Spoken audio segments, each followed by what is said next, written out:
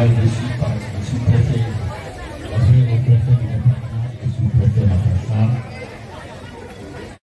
waaw mbokk yi tey le 2 décembre comme ni ko président de la république digale président Bassirou Diomaye Faye donc mu nekkoon journée li nga xam ne mooy journée d'ouverture bu campagne bi adjoint préfet adjoint gouverneur bi si ñëwoon nag tey pour def cérémonie bi war a def aussi ouverture campagne bi donc mu nekkoon campagne bi nga xam ne vaccination ci rougeole ak rubéole mu nekk feebar bi nga xam ne en tout cas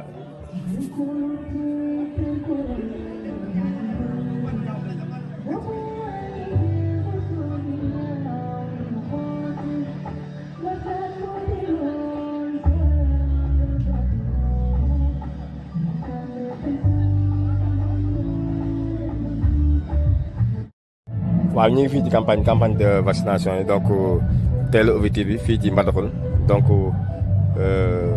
ki nga xam ne mooy préfet adjoint préfet bu Guinguinéo ñëw na adjoint gouverneur aussi moo ñëw doon def cérémonie d'ouverture bi def nañ ko pare mais en tout cas li ma seetlu fii daal Mbadakhoune mooy que jigéen ñi moom xam nañ njëriñ bi waaw xam nañ njëriñ bi parce que déjà xool leen image yi ni mel nii ñu ngi taxaw di njëkkante ku ci nekk naan sa morom maa la jiitu ku ne uuf sa doom di buuxante tellement que di bëgg a li ñaan séddale ci ko di njëkk yi bëgg a teel a ñàkk sa doom pour teel a dem en tout cas day ñoom xam nañ njëriñ ñi ñoom xam nañ importance bi waaw li sëñ Ndiaga naan njëriñ xam ko te amoo ko nga ñàkk ko te bañ ko am moo gën effectivement donc yéen population bi ngeen góorgóorlu ci baax di wax surtout yéen waa Guinguinéo xaw ma ñan mais waa Mbadakhoune moom gis ngeen boo leen xoolee image yi xam ne ñii xam na njëriñ bi ku ci nekk yaa ngi njëkkante di bokk sa doom kii gàddu ñaari doomam kii gàddu ñetti doomam indiment war a ñëw pour vacciner waaw pour teel a def li nga xam ne mooy njëriñ mu noppal la donc yéen waa Guinguinéo nag bu leen ko kenn yóbbale ok donc image comme ni ngeen ko seet gis ngeen buuxante bi parce que ñi ngi njëkkante ku nekk naan man la lu ñaan ku séddale ci kuddu njëkk yi xaw ma ñande dama leen dëkk mais Mbadakhoune xam na njëriñ bi moom bu ci ñooñu ku baax ci ñooñu la loolu dama leen ko si sant yàlla rek di ñaan yàlla nag mbooloo mii nga xam ne ñu ngi ko bëgg a def muy li yéene yàlla na seen yéene xàgg te ko ne bu leen nekkee ñu wër yàlla may ñu jàmm comme ñun ñëpp ñu teewlu jàng Faatiha salaatul Faatiha bismillahi rahmani rahim alhamdulillahi rabbil alamin arrahmani rahim maliki yawmiddin إياك نعبد وإياك نستعين اهدنا الصراط المستقيم صراط الذين أنعمت عليهم غير المغضوب عليهم ولا الضالين. di jiital ci nuyoo bi nag monsieur le gouverneur di ci teg monsieur le préfet ak monsieur le sous-préfet di nuyuwaale tam suñu président conseil départemental di nuyu suñu imam yi chef de village ak autorité religieuse yi yëpp ñu ngi leen di nuyu ku nekk ci turam ak santam. li ma ci wax nag booy xool borom dëkk lu ci bëri wax na ko ndax gouverneur bu ñëwee fii ci Mbadakhoune wane ne tey jii li ñuy def ñor na ko dox na ko importance bu rëy moo tax mu def déplacement ñëw fii ci Mbadakhoune fekk si fi kon ñu ngi ko ciy sant bu baax a baax di leen wax nag ne vaccination ñu dëgg na mun nañ ne vacciner baax na mais dafa am beneen liggéey bu ñu leen sas muy waxtaan ak xamale lan mooy feebar ndax nit ki soo ñëwee leen ko kaay ma vacciner la te xamul li ñu koy vacciner lan la. xëy na mun na am tuuti résistance mais dañ ne da ngeen waxtaan ak ñoom expliquer leen lan mooy feebar bi ba ñoom ci seen bopp ñoom ñoo leen di wëri pour vacciner seen doom yi ndax xale yi kat ñoom ñooy avenir u ëllëg te xale yi bu ñu wëree rek àdduna bi dina neex ndax ñoom ñooy ñuy relever ëllëg ñooy doon maj ëllëg bi kon nañ leen toppatoo seen santé bu baax a baax ba ñoom ñu mucc ci feebar nga xamante ne day lore booy xool loolu moo ne woon tënk bi ñu ngi leen di sant di leen gërëm di sant bàyyi. Monsieur le représentant des CDS, l'ICP, la sage-femme du poste de santé de Mbadakhoune, le chef de village et l'imam, honorables invités, chefs religieux et coutumiers ici présents. C'est pour moi un grand plaisir de représenter le président du conseil départemental ici dans cette cérémonie de lancement de vaccination du rougeole. De la rougeole et de la variole, roubeole, excusez-moi, de m'adresser à monsieur le gouverneur pour vous de vous souhaiter très cordialement la bienvenue dans notre département de Guinguinéo, plus particulièrement dans la commune de Mbadakhoune, au lancement de la campagne de vaccination de la rougeole et de la rubéole. Nous sommes réunis pour une cause commune, c'est de protéger la vie de nos enfants contre la rougeole et la rubéole à travers le lancement de la campagne de vaccination. Nous invitons donc solennellement les personnes ciblées à accepter de laisser vacciner nos enfants. On vous exhorte aussi, vous les parents, maman, papa, oncle, frères et sœurs, à présenter vos enfants aux équipes de vaccination qui passeront de maison en maison pendant cette période du 2 au 11 décembre 2024. Au terme de ce discours, permettez-moi de réitérer respectueusement mes remerciements et respectueux aux autorités de la région de Kaolack, plus particulièrement le département de Guinguinéo, d'avoir choisi le département de Guinguinéo et Mbadakhoune comme cible de lancement. Je vous remercie. Bismillahirrahmanirrahim. Assalamu alaikum mbooloo mi.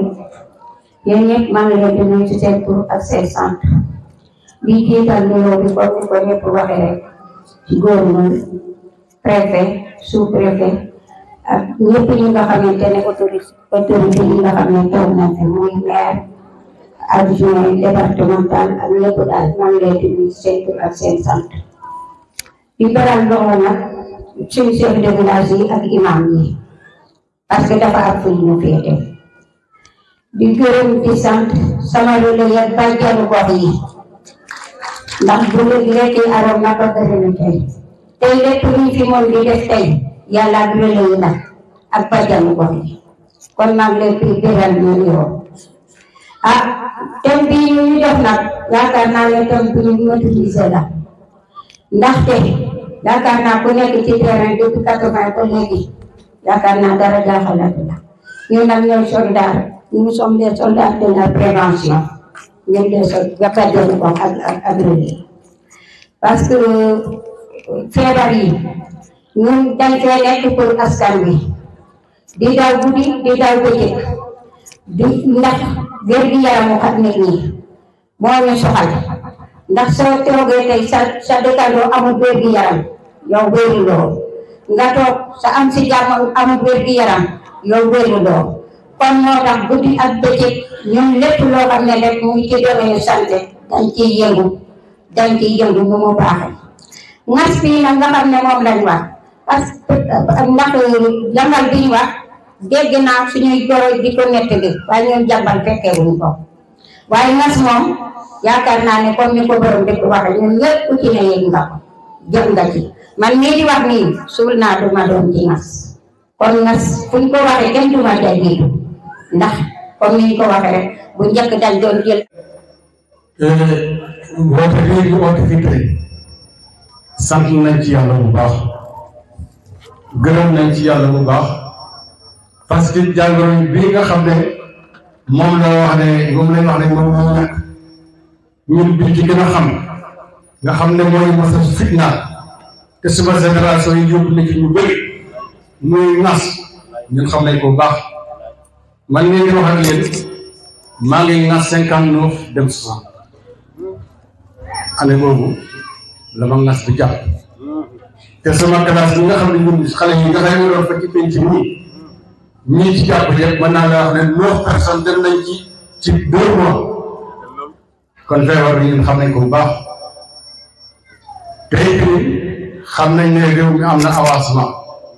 ndax man bi ma ngasee su ma yóbboo ma ne def naa ñaari weer yoo xam ne sangu moom su ma yàlla sangul ma boo waxee ne ku ngas duñ ko sang doo génn ci néeg sang la mbàjj guddeeg bëccëg tàngoor boobu nekk ci sa yaram du génn bu yàggee kay nga dee kon mën naa wax ne 9 personnes yooyu nga xam ne ñoo nekkoon samay morom ci diggante ay xale yu góor ak ay xale yu jigéen loolu moo leen yóbbu kon buñ taxawee tey xale yu ndaw yi ne Sénégal amul avancement ñun dañuy waaw parce que ñun dañ ko tombé kon buñ demee ba fii wax dëgg yàlla état Sénégal taxaw ba feebar yu mel ni yàlla dañu ci musal kon bu ngeen fi teewee ñun mënuñ dara lu de sant leen gërëm leen.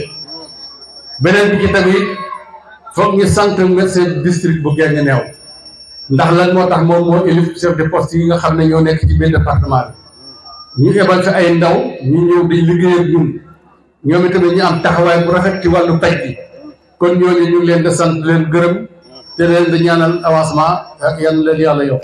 dañuy wax nag ne liggéeykat suñ ko affecté ci dëkk ba dina ko bëgg boo xam ne.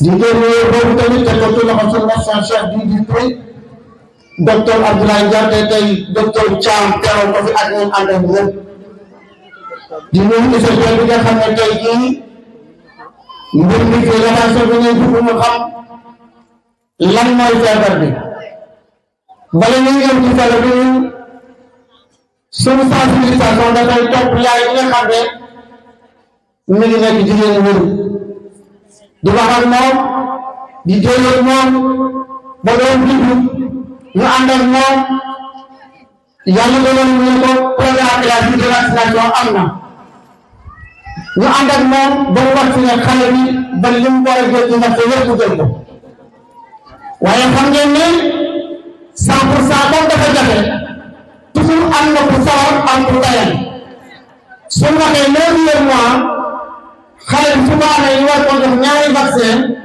rougeole vert jaune ki koy ba yëpp doomam mën na koo bañ a dal waaye ki tayal yëppul doomam ba mu yëpp yi passé bu ngelaw indee vaccin maladie boobu te mooy rougeole bi ak rougeole te moom wax naa day lawee te day waree kooku te lëkkute ba tax ko ñu ne nas bi jàngoo nañ ko waaye tey si wàllu fàggoo nañ ñu jooyu yaay yi nga xam ne ñoo daan yor seen doom waaye ba tey am na def mu ne kon moo di campagne nationale ñu wax ko ubbee fii nag ci Mbadakhoune gannaaw bi ñu ko defee élection chef du dernier mu mel ne nag bi loolu amee ñu ne sensibilisation ñun seen information éducation pour un changement de comportement communautaire waaye bi ñu koy wàññi na ñun ñoo wàcc ne communautaire moom ñu ñëpp facteur moo la nekk doo naaj d'abord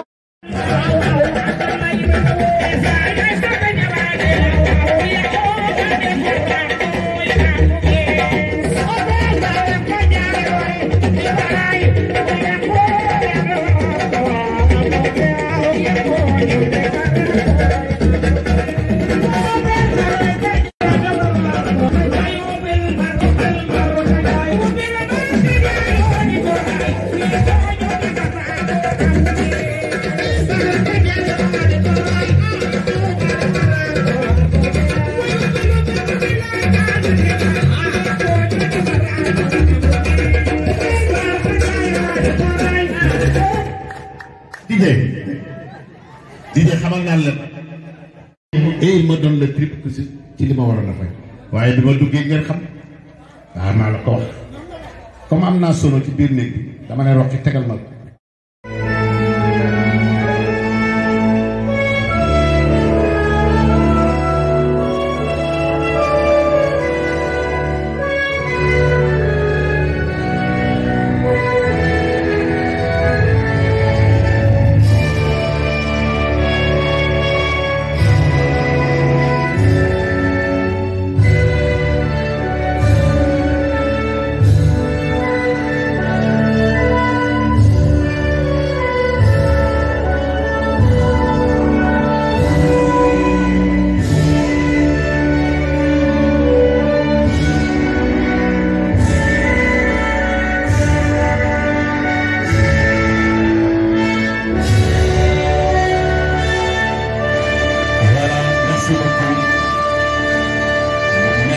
Merci Didier, merci à ma.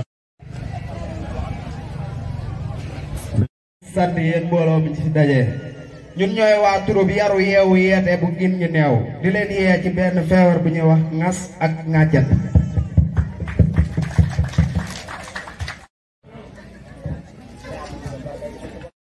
barki Serigne Touba yow nee naa la nekkoo chef de village rek wéngal sa mbaxana jël say marakis dugg ci dëkk bi def la neex. ah Maodo loolu bu ko defee war ma koo def xam nga lu tax barke na Serigne Touba Mbacke man saa boo ma woowee ku ma soxla da ngay ñàkk ndax man xam nga lu tax géwél intérêt lay xool. ba tax la xam ba ma woowee sama yitte yëpp laa bàyyi daw ñëw. ku keneen ku soxla da ngay ñàkk. loolu xam naa ko dëgg la. ah. ñu jëlee fa xibaar. xibaar bu nekk jàmm la ba jàmm. feebar ngas. bismillahi mina seytaani rajiim. mais si jàmm Mour toogal. ah. bul def loolu. ah yëpp nag da nga bëgg a tiital kat. toogal ñu waxtaan ngas. ñu xeexal ko suñu réew mi ba mu génn. ngas boobu mooy waaj ñëwaat nag. ah. te li kii nag du leen nag. suñ soxna yii. dañoo foogul. dëgg la nekk xale. dëgg la. suñu weer yi ñu nekk. bis bu njëkk bi ñoo koy defee fa Mbadakhoune. fii Mbadakhoune la commencé. su fa ci santé bi fii. fi la koy commencé. te campagne bi nag li mu gën a soxal. mooy xale yi. à partir de 9 mois ba 15 ans. maanaam juróom-ñeenti weer ba fukki at ak juróom. ñooñu la gën a soxal. te nag bëgg nañ ñu du xeex jàngoro jiitu ay ñëw fi ba fu ñëwee bu ñu mën a demee. loolu mooy tax nag ma woo la pour que soo fi daal bii mu waral ma commune bi ñuy wër yëpp ak Mbadakhoune yëpp ne leen chef de village nee na campagne bi commencé na ñàkk xale yi tey jii la si poste santé bi ma bëgg nag na si ñëpp yëpp comme que bàjjal gox bi dugg na si kër yi di ko yëgle ma bëgg yow nii nga defal ma loolu. ah chef de village. waaw dama ciy kontaan xam nga lu tax. waaw sama liggéey nga ma jox. te saa bu ma ko joxee dama ko daan defee rek tey lu ko gën a pire laa koy defee su ma jógee danaa dugg biir Mbadakhoune ak li ko wër ñëpp ñëw andi seen doom fii ci hôpital bi ñu vacciné leen tax ñu mën a am ay soldats yi taxaw xeexal leen feebar boobu noonu. moom laa ko bëggee macha allah maa ngi dem asalaamaaleykum waa Mbadakhoune li ko wër ñu ngi leen di yëgal ne campagne bi commencé na le 2 ba le 11 ah kii di soxna Kine. la ilaha illallah déggal loolu yow da xam nga ni joxuñu la 10 000 rek nga dem di togg ceebu kecax di rey seen waa kër barki Serigne Touba Mbacke ni ngay demee marché ah macha allah kontaan naa si yow de waaw li may ngurumee du lenn yéen jigéen ñi yéenay dajee ci mbootaay yi yéenay dem leen te xew te yéen a sàggan ba feebaru ngas bi nga xam ne amoon na fi te dem ngeen sàggan ba mu ñëwaat ndax benn du ngeen yóbbu seen doom yi hôpital du ngeen leen saytu seen yaram ba feebar bii di feebaru ngas ak ngàcceet ñëwaat fii si suñu réew te lépp yéen a du ko yóbbee ngas men waaw moo ñëwaat moo tax chef de village wóolu ma message boobu ma koy jàllale ci dëkk yi taxaw sax di wax ak yow sama nijaay laa ah dawal la ko wax loolu dawal nijaay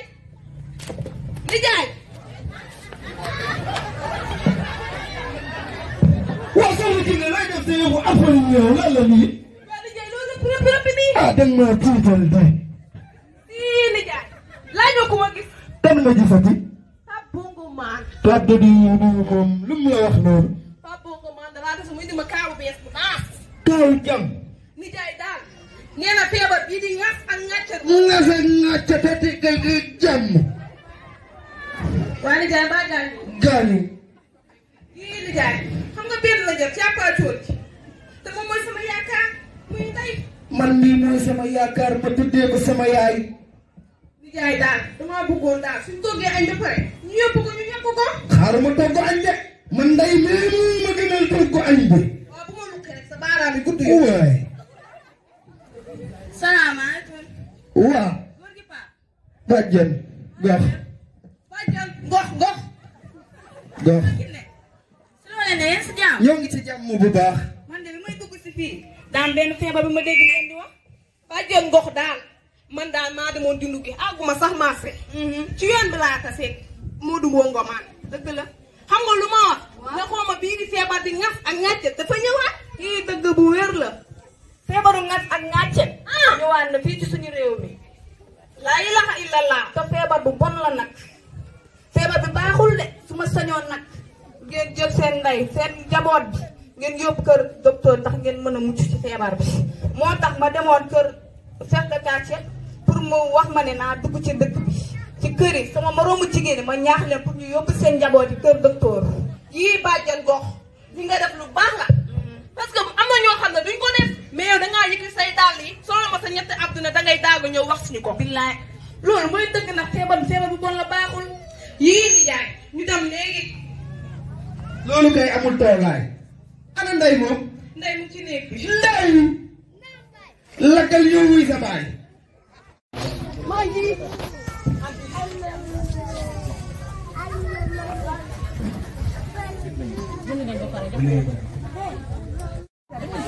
boo demee parti bu ne ko sànni soo demee ba gis leneen loolu jaaxal si moom si loxo bi dina métti nag léegi nii mais boo demee bis kanam dina seet parce que Pikine moo demee noonu mais soo demee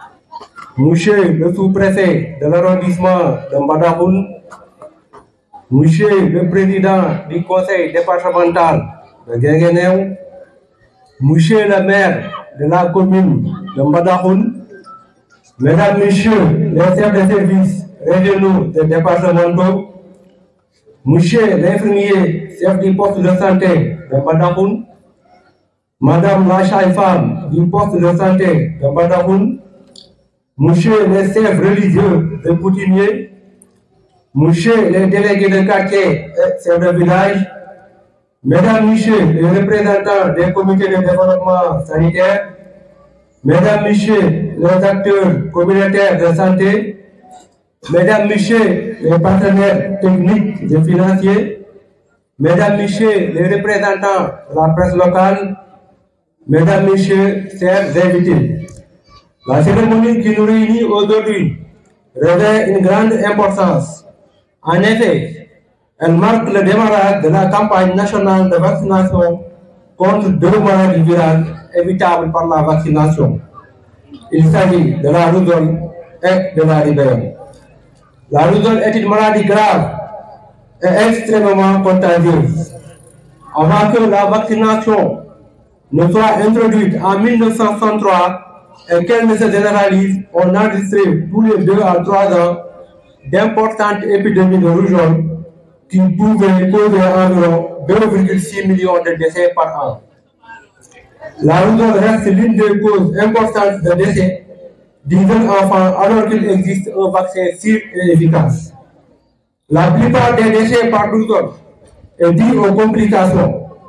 Parmi les complications les plus graves, on observe des cécités, des encéphalites qui peuvent s'accompagner d'œdèmes cérébraux, des diarrhées sévères susceptibles d'entraîner une déshydratation, des infections auriculaires et des infections respiratoires graves comme la pneumonie. L'intensification des activités de vaccination a permis de faire baisser considérablement le nombre de décès dus à la rougeole. À l'échelle mondiale, le nombre de décès par rougeole est passé de 800 062 en 2000 à 700 500 en 2022. Il est reconnu que le vaccin contre la rougeole est le meilleur investissement dans la santé publique. Concernant la rubéole, c'est une infection virale aiguë, contagieuse. La rubéole entraîne généralement une fièvre modérée et une éruption cutanée chez les enfants et les adultes. Cependant, l'infection par la virus de rubéole pendant la grossesse, en particulier pendant le premier trimestre, peut provoquer une fausse couche, la mort du fœtus ou une malformation congénitale après syndrome de rubéole congénital.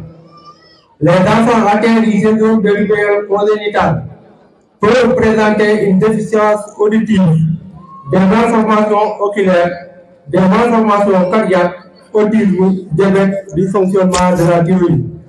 Il s'agit de maladies dont ils souffriront toute leur vie et qui exigent souvent des traitements coûteux, des actes chirurgicaux et d'autres soins onéreux.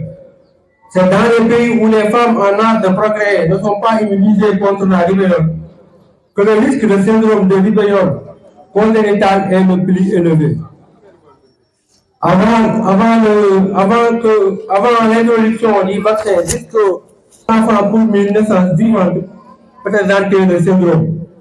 L'atteinte des objectifs de limitation de la rougeole nécessite des couvertures vaccinales supérieures ou égales à 95% au niveau national et district sur 3 années successives. Au Sénégal, malgré les performances observées en 2021, les objectifs de couverture vaccinale contre la rougeole ne sont pas encore atteints. En effet, nous avons noté à l'échelle nationale une augmentation du nombre de cas de rougeole en 2022 et en 2023. Parmi ces cas de rougeole, en effet, plus de 80% étaient non vaccinés. En outre, notre pays continue à enregistrer des cas chez les personnes âgées de plus de 5 ans. La même tendance a été observée dans la région de Kaolack, où 15 cas de rougeole ont été enregistrés depuis le début de l'année 2024.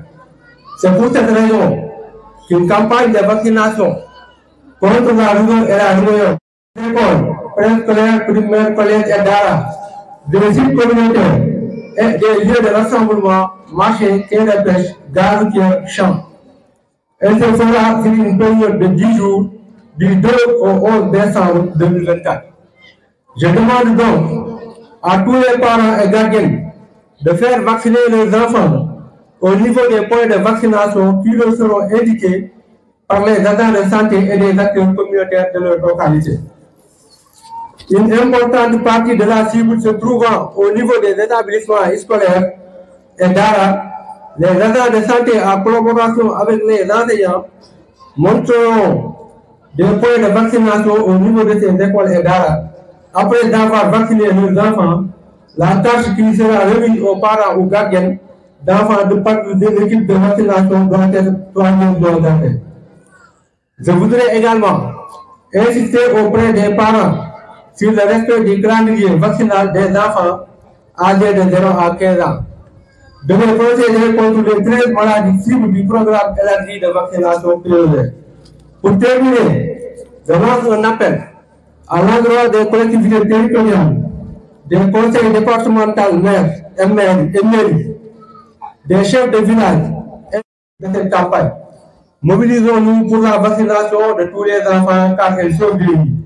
Madame et Messieurs, chers invités, pour terminer, je lance officiellement la campagne de vaccination préventive contre la rougeole et la rougeole dans la région de Kaolack. Je vous remercie de votre aimable attention.